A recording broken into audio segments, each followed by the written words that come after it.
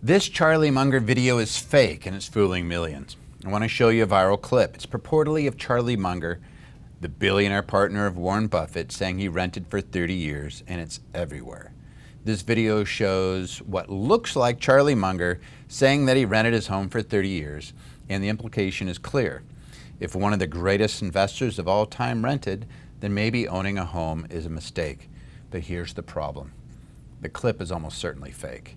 And today I want to walk you through why that matters and what Charlie Munger actually did, and then talk through the real discussion people should be having about renting versus owning, including how I personally evaluate using my 5% rule.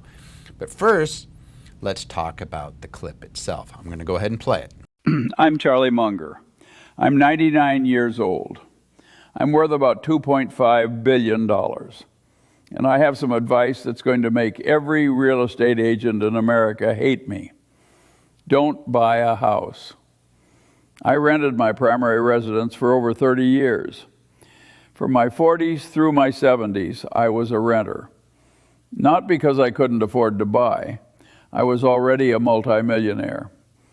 I rented because the math told me to rent. And while my neighbors were signing 30-year mortgages, hemorrhaging money on property taxes and maintenance, and convincing themselves they were building equity, I was taking that same money, investing it in businesses, and watching it compound at 15 to 20% per year. Let me give you a number that might shock you. The average American who buys a $400,000 house today will pay approximately $1.2 million for that house over. All right, let's stop right there. This goes on. This video, it doesn't come from CNBC, it doesn't come from Bloomberg, and it doesn't come from anything like a podcast or any actual clip of Charlie Munger. In fact, there's no full interview, there's no transcript, no timestamp, and no original source you can verify. That by itself should raise enough alarms. Charlie Munger was one of the most interviewed investors in history. If he said something this specific, that he rented his primary residence for 30 years, it would be documented, cited, and easy to trace back to a credible interview, but it doesn't exist. Instead, what we see is a short clip circulating on social media with no attribution and wording, and it doesn't match the way Munger actually spoke. That's exactly what a lot of AI-generated finance content looks like today. Now let's talk about what we actually know. Number one, Charlie Munger lived in the same modest California home for decades, roughly 70 years, it's well documented. That home was owned, not rented. This is well documented in multiple credible interviews and profiles. Munger openly talked about why he didn't upgrade to a larger or flashier house as his wealth grew. His position was simple. Expensive homes often make people less happy, not more. Now, he had other homes as well, including Mungerville and Montecito and all these other things, but we're not going to get into that. That is very different from saying he believed people should rent forever or that owning a home is a bad decision. He never said that. There is no credible primary source, no full interview, no transcript, no verified recording where Munger says he rented his primary residence for 30 years. So why does this even matter? Because AI finance clips don't just get facts wrong, they rewrite philosophy.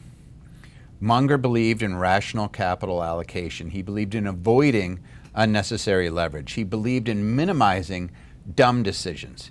He did not believe in slogans like always rent or never own a home. That nuance gets lost when AI-generated clips turn investing into sound bites. Now let's talk about the real issue, renting versus owning. Renting can absolutely make sense. Owning can absolutely make sense. It matters the facts. The mistake people make is turning either one into a belief system instead of a math problem. Renting often makes sense when you expect to move in a relatively short period of time, when you live in a very high-cost market, when flexibility matters, or when you can actually invest the difference intelligently. Renting is not throwing money away if the alternative is tying up capital inefficiently. On the other hand, Owning often makes sense when you plan to stay long-term, when you're in a stable or growing market, when you benefit from fixed housing costs, and when you want inflation protection. A long-term fixed-rate mortgage is one of the most powerful wealth tools ever created if it's used responsibly. And this is where my 5% rule comes in. And let me go over how it works. Take the value of the home and multiply it by 5%. That 5% represents things like property taxes, maintenance, insurance, and the opportunity cost of your capital. Now compare that number to what it would cost you to rent the same property for a year. If renting is significantly cheaper than that 5% number and you invest the difference, renting may be the rational choice. So you want an example? So let's say that a house is for rent for $3,000 a month. You go to Zillow or talk to an agent and you see its value is really $500,000. So let's do the math. 5% of $500,000 is $25,000, which is just over $2,000 a month. So if the rent is $3,000, then the 5% rule says, wait a second, you'd be better off owning a house like this versus renting, because the rent is more, right? What if that same house is a $1 million home? Same rent. Okay, the 5% rule is now $50,000 a year. So 5% of that 1 million is 50 grand, which is about $4,133 per month. So $4,166, per month. The rent is $3,000 a month, which is way less. So in that case, you'd be better off renting the home. Just trying to compare apples to apples, guys. If owning is cheaper or comparable, especially over the long term, ownership often wins. Notice what's missing here. Emotion, ideology, internet myths. This is math. Charlie Munger didn't build wealth by following slogans or viral clips. He built wealth by avoiding stupidity, demanding evidence, and thinking clearly. So when you see videos like this, especially ones that appear to use AI to put words in someone's mouth, slow down. Ask whether the claim is sourced, whether it's accurate, and whether it actually matches the person's documented history. Then make your decision based on numbers, not mythology.